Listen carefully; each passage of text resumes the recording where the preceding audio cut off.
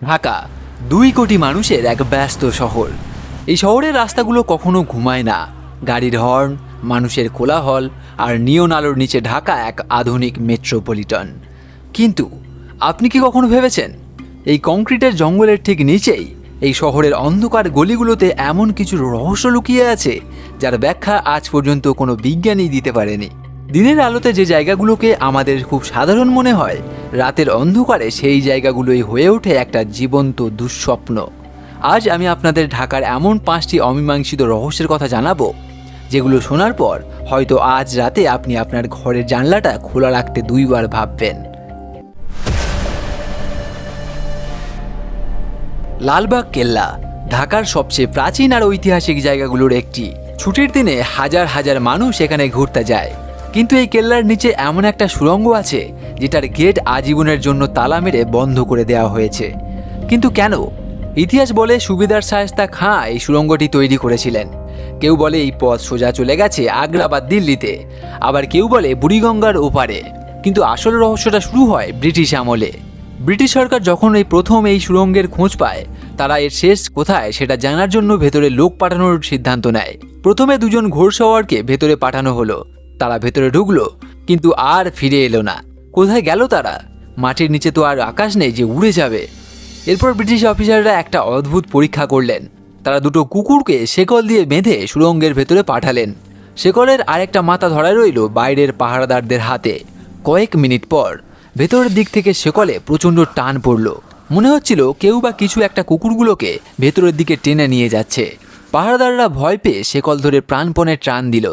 যখন শেকলটা বাইরে বেরিয়ে এলো, শেকলের মাথায় কুকুরগুলো ছিল না। শেকলের লোহাগুলো এমনভাবে কাটা ছিল যেন কোনো ধারালো অস্ত্র দিয়ে এক কোপে সেটা কেটে ফেলা হয়েছে।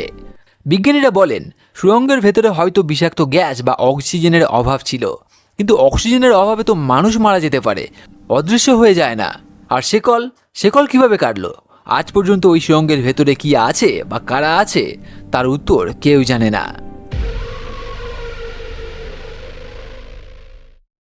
ঢাকা মেডিকেল কলেজ হাসপাতাল। দিনে রাতে সবসময় এখানে মানুষের ভিড়, কিন্তু এই মেডিকেলেরই কিছু পুরনো বিল্ডিং আর মর্গের পাশের করিডোরগুলো রাত 2টার পর এক আলাদা রূপ নেয়। ঘটনাটি ঘটেছিল 1998 সালের দিকে। মেডিকেলের একজন পুরনো নাইট গার্ড, নাম খালেক মিয়া, তিনি ডিউটি করছিলেন মর্গের পিছনের পুরনো করিডোরে। রাত তখন 2:30। চারিদিকে একেবারে নিস্তব্ধ, বাতাসে ওষুধের আর ফরমালিনের একটা কড়া গন্ধ। হঠাৎ খালেক মিয়া শুনতে পেলেন করিডোরের একবারে শেষের রুমটা থেকে আওয়াজ আসছে।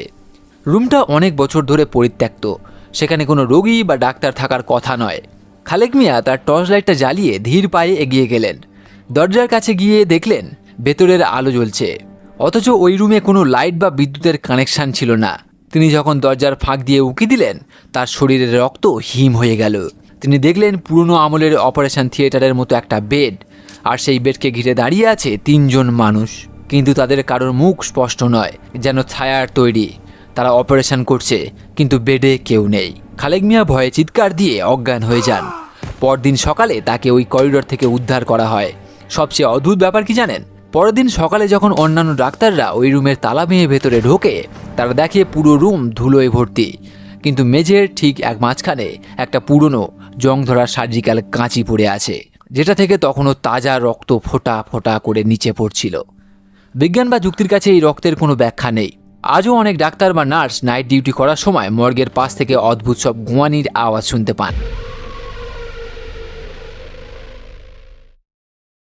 পুরনো ঢাকার ওয়ারিতে নারিন্দা এলাকায় আছে 400 বছরের পুরনো এক খ্রিস্টান গোরস্থান। এই শহরের অন্যতম প্রাচীন এক জায়গা। এখানকার বড় বড় গাছ আর শ্যাওলা ধরা কবরগুলো দেখলে গা ছমছম করে ওঠে। কিন্তু এর আসল রহস্য লুকিয়ে আছে এখানকার কলম্বো সাহেবের কবরে। বলা হয় এই গোরস্থানে রাতের বেলা তো দূরের কথা, ভর দুপুরেও একা গেলে মনে হয় কেউ যেন আপনার ঠিক পেছনেই হাঁটছে। আপনি দাঁড়ালে সেও দাঁড়ায়, আপনি হাঁটলে সেও হাঁটে। কয়েক বছর ধরে ঢাকা ইউনিভার্সিটির কয়েকজন ছাত্র শখের বসে এই গোরস্থানে যায় প্যারানর্মাল ইনভেস্টিগেশন বা ভৌতিক তদন্ত করার জন্য। তাদের হাতে ছিল ইভিপি রেকর্ডার, যা এমন সব শব্দ রেকর্ড করতে পারে যা মানুষের কানে শোনা যায় না। তারা রাত 11টার পর দেওয়াল টপকে ভেতরে ঢোকে। চারিদিকে ঘুটঘুটে অন্ধকার, শুধু রাস্তার ল্যাম্পপোস্টের হলুদ আলো গাছের ডালপালার ফাঁক দিয়ে ভেতরে আসছিল। হঠাৎ তাদের দলের একজন খেয়াল করলো গোরস্থানের ঠিক মাঝখানের একটা সাদা পাথরের মূর্তির চোখ থেকে পানি পড়ছে। হ্যাঁ, পাথরের মূর্তি কাঁদছিল।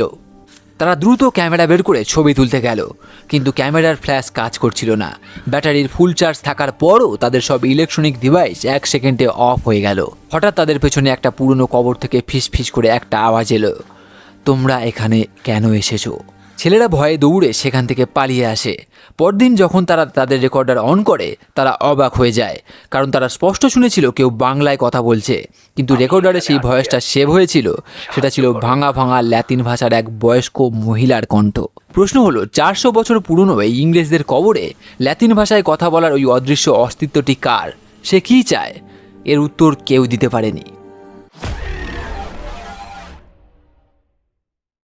ঢাকার ট্যাক্সি বা উবার ড্রাইভারদের কাছে বনানী গোরস্থানের পাশের রাস্তাটা এক আতঙ্কের নাম, বিশেষ করে রাত 2টার পর। এটা কোনো শোনা কথা নয়, বরং গত 10 বছরে অন্তত 20 জনের বেশি ড্রাইভার পুলিশের কাছে বা সোশ্যাল মিডিয়ায় এই ঘটনার কথা জানিয়েছেন। ঘটনাটা সাধারণত শুরু হয় কাকলী বা মহাখালী মোড় থেকে।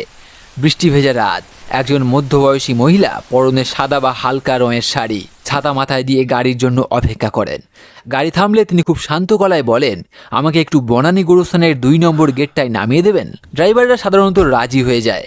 মহিলা পেছনের সিটে বসেন, গাড়ি চলতে শুরু করে। কিন্তু অদ্ভুত ব্যাপার হলো, মহিলা গাড়িতে ওঠার পর থেকে গাড়ির ভেতরের তাপমাত্রা হঠাৎ করে বরফের মতো ঠান্ডা হতে শুরু করে।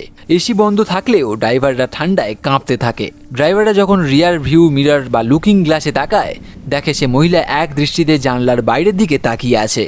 তার মুখটা ফ্যাকাশে আর চোখ দুটো অস্বাভাবিক রকমের স্থির।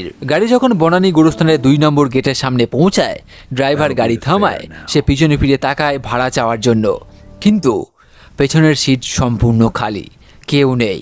কিন্তু সিটটা তখনও বৃষ্টির পানিতে ভেজা। মহিলা গেল কোথায়? চলন্ত গাড়ি থেকে তো ওর দরজা খুলে লাফ দেওয়ার কোনো শব্দ হয়নি। সবচেয়ে ভয়ঙ্কর তথ্যটা আমি আপনাকে এখন দেব। একজন সাহসী ড্রাইভার একবার ওই মহিলার ফেলে যাওয়া এক পুরনো নকশি করা রুমাল কুড়িয়ে পেয়েছিল। সেই রুমালটা সে গোরস্থানের দারোয়ানকে দেখায়। দারোয়ান রুমালটা দেখে চমকে ওঠে, কারণ ঠিক একই রুমাল আজ থেকে 40 বছর আগে এক সড়ক দুর্ঘটনায় মারা যাওয়া এক মেয়ের কবরের উপর সে বহুবার পড়ে থাকতে দেখেছে। বিজ্ঞান বলে এটা হ্যালুসিনেশন বা ড্রাইভারদের চোখের ভুল। কিন্তু 20 জন আলাদা মানুষের আলাদা সময়ে ঠিক একই চোখের ভুল কিভাবে হতে পারে? ঢাকার পাশ দিয়ে বয়ে চলা বুড়িগঙ্গা নদী। আমরা সবাই জানি এই নদীর পানি কতটা দূষিত, কিন্তু এই কালো পানির নিচে লুকিয়ে আছে ঢাকার সবচেয়ে বড় ভৌগোলিক আর অপ্রাকৃত রহস্য। সদরঘাটের একটু দূরে সোয়ারিঘাট এলাকার কাছে নদীর এমন একটা নির্দিষ্ট জায়গা আছে যাকে স্থানীয় মাঝিরা বলে রাক্ষসী গহ্বর। কেন জানেন? কারণ গত 50 বছরে এই একটা নির্দিষ্ট জায়গায় অন্তত 100টির বেশি নৌকা এবং ছোট লঞ্চ কোনো কারণ ছাড়াই ডুবে গেছে। আকাশ পরিষ্কার, কোনো ঝড় নেই, নদীর পানি শান্ত, কিন্তু হঠাৎ করে এই নৌকার নিচ থেকে মনে হয় যেন বিশাল কোনো হাত নৌকাটাকে পানির নিচে টেনে নিয়ে যায়। সবচেয়ে অদ্ভুত ব্যাপার হলো, এই জায়গায় যে মানুষগুলো ডুবে যায় তাদের লাশ আর কখনোই খুঁজে পাওয়া যায় না। ফায়ার সার্ভিসের ডুবুরিরা অনেকবার চেষ্টা করেছে। 2000 সালের দিকে একটা ছোট্ট ট্রলার ডোবার পর একজন এক্সপার্ট নেভি ডুবুরি অক্সিজেন সিলিন্ডার নিয়ে পানির নিচে যান। তিনি যখন নদীর তলদেশের কাছাকাছি পৌঁছান, তার সাথে ওপরের কন্ট্রোল রুমের রেডিওতে কথা হচ্ছিল। হঠাৎ ডুবুরি চিৎকার করে ওঠেন, ক্যাপ্টেন, এখানে নিচে একটা বিশাল পাথরের কাঠামো। এটা কোনো জাহাজ না, এটা কোনো প্রাচীন মন্দির বা প্রাসাদের মতো। আর এখানকার পানি বরফের মতো ঠান্ডা। আমার কম্পাস পাগলের মতো ঘুরছে, কিছু একটা আমাকে ভেতরের দিকে টানছে। আমাকে ওপরে তুলুন, জলদি। ওপর থেকে দ্রুত দড়ি টানা হলো। ডুবুরি ওপরে উঠে এলেন ঠিকই, কিন্তু তিনি অজ্ঞান ছিলেন। তার অক্সিজেন মাস্কে নদীর কালো কাদার বদলে লেগেছিল অদ্ভুত লাল রঙের মাটি, যে মাটি বুড়িগঙ্গার তলদেশে থাকার কোনো বিজ্ঞানসম্মত কারণ নেই। ডুবুরি জ্ঞান ফেরার পর ওই ঘটনা নিয়ে আর কোনোদিন কোনো একটা কথাও বলেননি। তিনি চাকরি ছেড়ে চিরতরে গ্রামে চলে যান। বুড়িগঙ্গার ওই নির্দিষ্ট জায়গায় নিচে আসলে কি আছে? কোনো প্রাচীন অভিশপ্ত শহর, নাকি প্রকৃতির এমন কোনো অজানা রহস্য যা আমাদের বিজ্ঞানের বইয়ে আজও লেখা হয়নি? আমরা প্রতিদিন এই ঢাকা শহরের রাস্তা দিয়ে হাঁটি, জ্যামে বসে বিরক্তি প্রকাশ করি, বন্ধুবান্ধবের সাথে আড্ডা দিই, কিন্তু একবার ভেবে দেখুন তো, আপনি হয়তো এখন যে জায়গাটার উপর দিয়ে হেঁটে যাচ্ছেন, আজ থেকে 100 বছর আগে ঠিক সেখানেই হয়তো ছিল কোনো এক ভয়ঙ্কর হত্যাযজ্ঞ। হয়তো আপনি রাতে যখন একা ঘরে বসে আছেন, আপনার অজান্তেই ঘরের কোনো এক কোণ থেকে আপনাকে কেউ একজন পর্যবেক্ষণ করছে। বিজ্ঞান সবকিছু প্রমাণ করতে চায়, কিন্তু যে জিনিসগুলো প্রমাণ নেই তার মানেই কি সেগুলো মিথ্যা? আজকের এই 5টি রহস্যের মধ্যে কোনটি আপনার কাছে সবচেয়ে বেশি বাস্তব মনে হলো? বা আপনার নিজের সাথে কি ঢাকায় কখনো এমন কোনো অদ্ভুত ঘটনা ঘটেছে যার উত্তর আপনি আজও পাননি? কমেন্ট বক্সে অবশ্যই জানান। হয়তো আপনারা বলা গল্পটাই হবে আমাদের পরবর্তী ভিডিওর বিষয়। দেখা হবে পরের ভিডিওতে। ততক্ষণ সাবধানে থাকবেন আর মনে রাখবেন, অন্ধকার কখনো একা থাকে না। ধন্যবাদ।